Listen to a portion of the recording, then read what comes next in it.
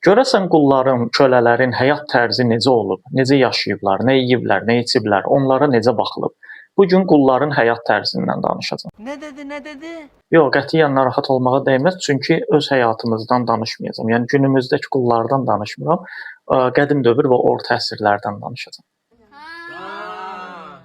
İlk növbədə bunu qeyd edim ki, biz qul deyəndə, kölə deyəndə bizim zehnimizdə qamçı altında işlənən, yəni işlədilən, ac susuz səhər axşam daş daşıyan bir adam, yəni elə bir tip zehnimizdə formalaşıb, elə bir şey gəlir ağlımıza. Qul yəni bütün günü şallaq altında döyülən, çırpılan və bütün günü daş daşıyan, həm də az susuz. Belə bir tip, yəni yaranır zehnimizdə. Məsələ burasındadır ki, mən qulların ilk növbədə qiymətləri ilə maraqlandım. Kolay gelsin alt tabaka insan. Kaçtan veriyorsun kumaşı? 3,5 efendim. Ne? 3,5 mu? Yəni müxtəlif dövrlərdə qulların müxtəlif də qiymətləri olub. Həmçinin məsələn müxtəlif Roma vaxtında başqa qiymət olub, Osmanlı vaxtında başqa və pullar da fərq eləyir. Amma mən bütün bunları götür-qoy eləyəndən sonra bizim pula çevirdim onu, ortalamasını yəni hesabladım. Belə qərara gəldim ki, ən ucuz qul bizim indiki dövrümüzün yəni pulu ilə hardasa 4000 manat. Ən ucuz qul 3000-4000 manat civarında olub. Ən bahalı qul 50.000 manata qədər, hətta 70.000 manata qədər belə qiyməti olub. Bizim indiki dövrün pulu ilə, yəni bir qulun qiyməti 70.000 manata qədər qul. Yaxud kimsə bacarıqlardan asılı idi. Yəni hər adam ona görə bəzən filmlərdə da görürük ki, biz qul bazarında gəlir, bu qul filan şey bacarır, bu qul feşman şey bacarır. Həmin o qiyməti, həmin bacarıqlarına görə qiymət ölçülürdü onlara. İndi mən bir şeyə diqqət çəkmək istəyirəm. Təsəvvür eləyin ki, siz bir nəfəri gedmisiniz ağasızda sizə ən ucuz bir qul lazımdır. Ən ucuz bir qul, yəni 2000-3000 civarında, yəni qiyməti olan, heç bir iş bacarmayan, sadəcə siz ona daş daşıdıracaqsınız və bunu alırsınız 2000-ə, 3000 manata nə qədərsə. Onu alıb evə gətirəndən sonra, yəni 1-2-3 min də pul vermisiniz buna, bütün günü onu şallaqlamağa gətirərsiniz, yəni bütün günü qamçılayarsınız həmin adamı, yoxsa o sizə sağlam lazımdır. Əlbəttə ki, sizə sağlam lazımdır ki, o sizə daha yaxşı xidmət eləsin. Yoxsa alıb gətirməmisiniz ki, yəni bütün günü qamçılayasınız, nə bilim, qırmancılayasınız onu, başını oynatasınız. Adamı işlətməyə gətirmirsiniz və işlədirsiniz də. Yəni adam da işləyir, quldur da, yəni bunu daş daşdırırsınız, daş daşıyır. Və sizin üçün yaxşı işləsin deyə buna yaxşı yemək də verəcəksiniz, yaxşı su da verəcəksiniz. Yoxsa bu zəifləsə, artıq ölüb gedəcək, sizin pulunuz batacaq. O pul ki vermisiniz, alıb gətirmisiniz o qulu sizin üçün işləsin, onun daha yaxşı işləməsi üçün əlbəttə ki, onu yaxşı qidalanmasını da təmin edəcəksiniz.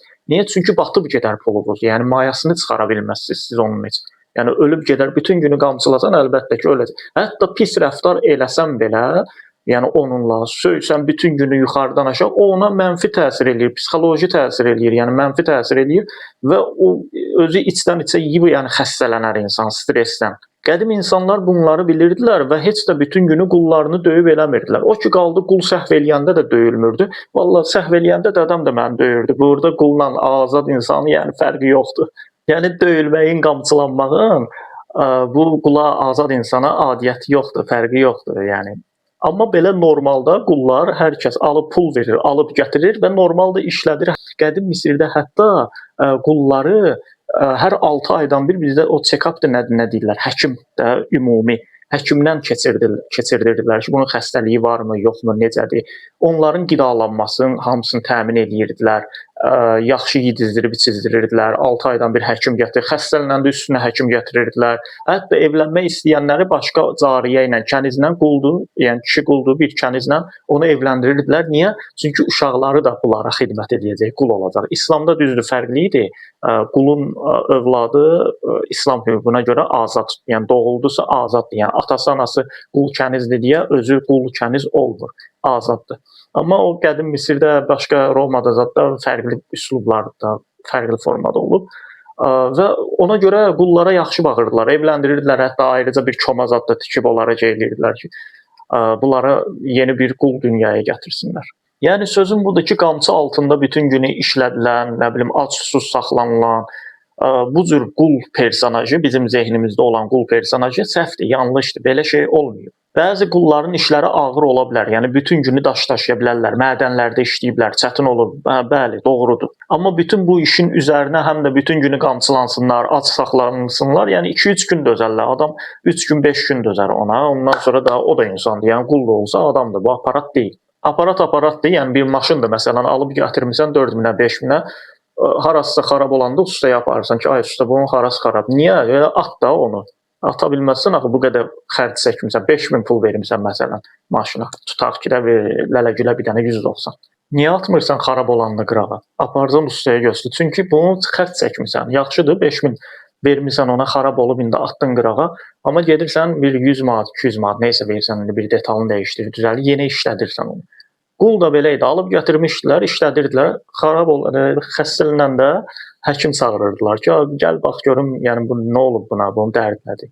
Bundan əlavə qullar da bütün günü mədənlərdə daş daşımırdılar. Yəni qul deyəndə ancaq daş daşıyan ağlımıza gəlir. Elə deyil. Bayaq da dediyim kimi, yəni bazarlarda qulu satanda öz istedadlarına, bacarıqlarına uyğun satılırdılar. Qədim Romada məsələn aristokratlar olublar. Onlar evlərinin idarəçiliyini qul alırdılar çox vaxt. Yazıb oxumağı, bacarığı olan qullar alırdılar. Gəlirdi bazara kim yazıb oxumağı bacarır, kim hesabı bacarır, kimin nə bacarığı var. Baxırdı, hə birinlə razılaşırdı qul satandan, alırdı onu gətirirdi, tapşırırdı ki, bu evin bütün hesab kitabı, nə bilim, idarəçiliyi zadı hamısı sənə aiddir. Bu öz işini görür. Yəni azad bir insandır sanki. Bugünkü gündə bir mühasib deyək, bir nə bilim kim deyək, necə o hesab kitabı aparır. Sadəcə fərq budur ki, bu azadlı o quldur da belədir. Yəni bir ağası var bunun. Amma işi hansısa bir azad insanın işi kimi idi.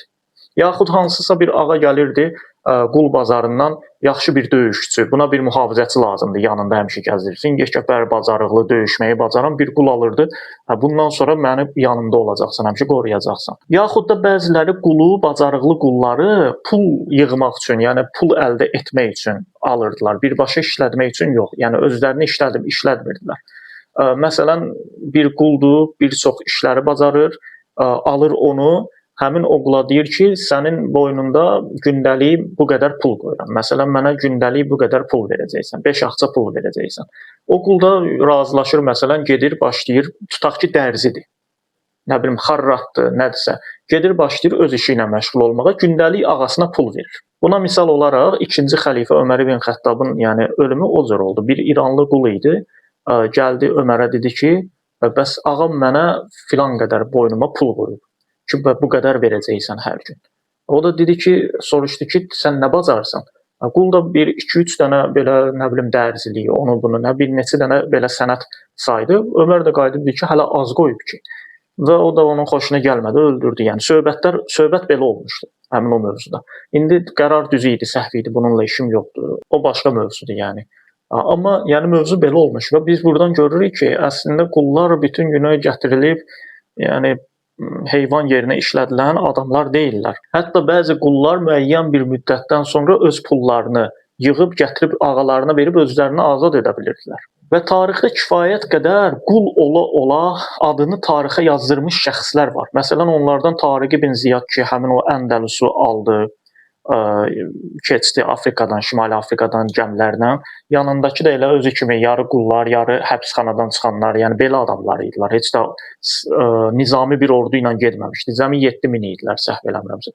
Tariq ibn Ziyad bir qul idi, Əməvlərin qullarından idi, bəs amma eyni zamanda sərkərdə idi. Onun barəsində bir dəfə ayrıca bir video çəkərəm. Mən də söz verə-verə gedirəm, heç çəkdiyim bir şey yoxdur. Amma reallıq budur ki, həqiqətən Tariq ibn Ziyad bir qul idi. Yəni azad insan deyildi. Halbuki sərkərdəlik eləyirdi. Yaxud öz tariximizdən danışsaq, Atabəy Şəmsəddin Eldəniz. Yəni bunun özü uşaq vaxtından qul olaraq saraya gəlib, yazıb oxumağı öyrənib, savadlanıb, bacarıqlı olub və bacarığı ilə gəlib müəyyən bir yerə çıxa bilib. Hətta yəni idarəçiliyə qədər gəlib çıxıb. Yəni biz bunu görürük ki, orta əsrlərdə İslam coğrafiyasında qullar hətta ən yuxarı yerlərə belə gəlib çıxa bilirlər. Orta əsrlərdə bir dövlətdən danışsaq, məsələn Misir Məmlük dövlətinin adında məmlük söz var, yəni qul dövləti. Adamlar ordusu demək olar ki, hamısı qullardan ibarət idi. Qafqazdan, İrandan, Azərbaycandan, müxtəlif yerlərdən çərkəzlər, türklər, nə bilim, hər millətdən var idi. Qullar idilər hamısı. Əskərlər, sərkərdələrin bir çox qullar idilər. ən yuxarı səviyyədə olan sərkərdələr, qullar idilər. Yəni yekun sözüm budur ki, insanlar qul deyəndə heç də bütün günü daş daşıyan, şallaq altında nə bilim qırmanclanan, ac susuz saxlanılıb 3-5 gündən sonra ölüb gedən yəni adamlar formalaşdırmasın zehnində. Belə baxanda yəni orta əsrlərdə İslam coğrafiyasında qul olmaq indiki Azərbaycanda azad insan olmaqdan Apar baş onu qoduqluğa ağlı gəlsin başına. pisdir, yəni pis. Mən yaxşıdır demirəm. Yəni pisdir əlbəttə.